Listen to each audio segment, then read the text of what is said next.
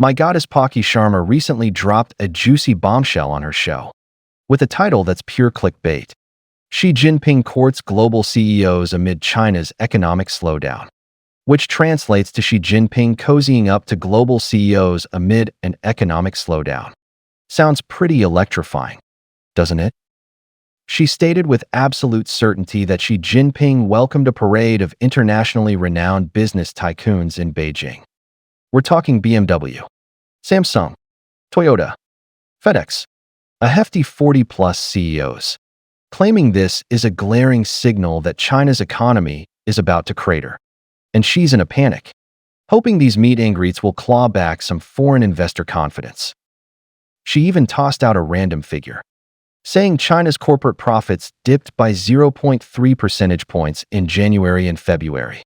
Sounds impressively precise, but she conveniently forgot to mention where she got it. Probably dug it up from her backyard cow dung stash, right?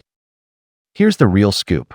On March 28, 2025, she did indeed meet these heavy hitters at the Great Hall of the People, a standard follow-up to the China Development Forum.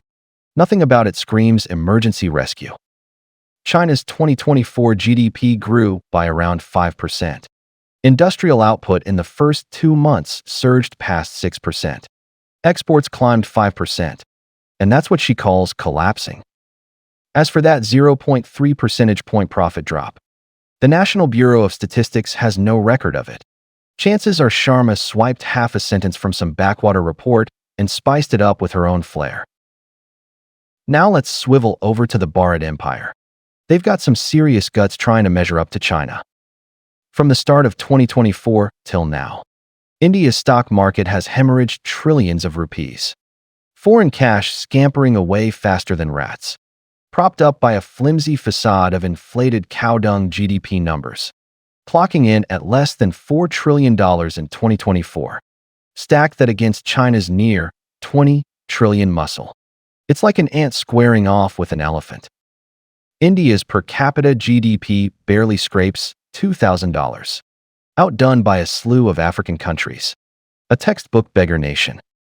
They've cornered the market on the world's largest pool of extreme poverty, the highest illiteracy rates, the most wretched environment, the heaviest pollution, the whole miserable package, with people crammed into slums like rats. Dignity isn't even on the table. This country doesn't bother figuring out how to scrub itself clean. Instead, it's glued to China, hollering, "It's collapsing. It's collapsing," as if China's downfall would hand Bharat a golden ticket to the top. What a beautiful daydream. Their brains must have been stewed in Ganges water. When it comes to economic collapse, global business moguls don't even spare India a glance. Cook, Lee Jae-yong, Musk. These titans are all hightailing it to China in 2025. Cook was spotted loafing around Beijing in late March, chatting up Chinese officials like old pals.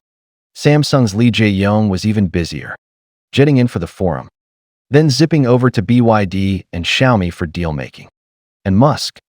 Well, Tesla's pumping more cash into its Shanghai gigafactory, profits shooting through the roof.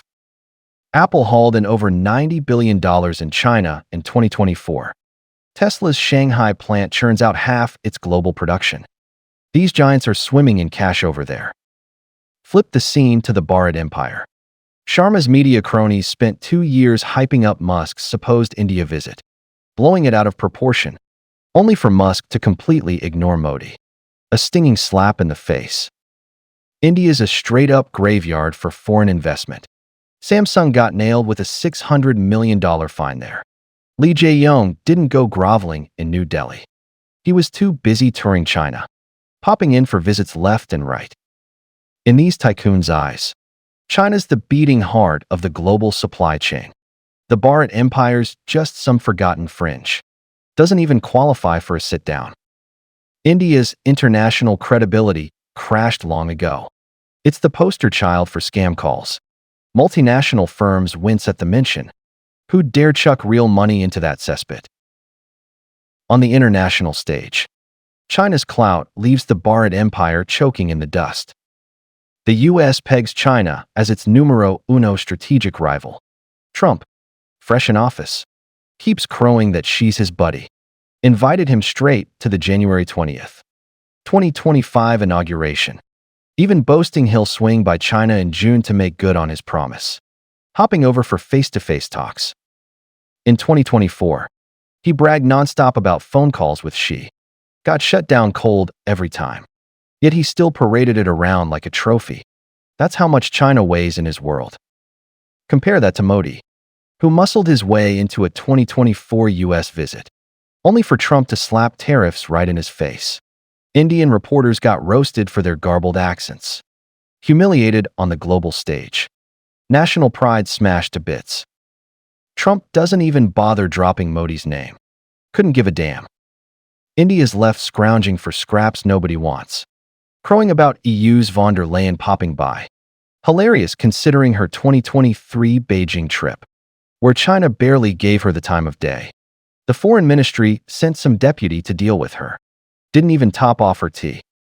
Bharat clutches that like a treasure, forcing a superpower fantasy. Utterly shameless. Finally, let's talk about my goddess Palki Sharma. What a disappointment. She's obsessed with spinning yarns about China's collapse. Her smarts have plummeted to ridiculous lows. The basic ethics of a news anchor long tossed aside. Even if China did tank, it'd still outclass India by 100 years. The Bharat Empire wouldn't get a look in. ASEAN, Mexico, Brazil, any of those up-and-comers could grind India into the dirt. While Sharma's busy railing at China, she might want to peek at her own backyard.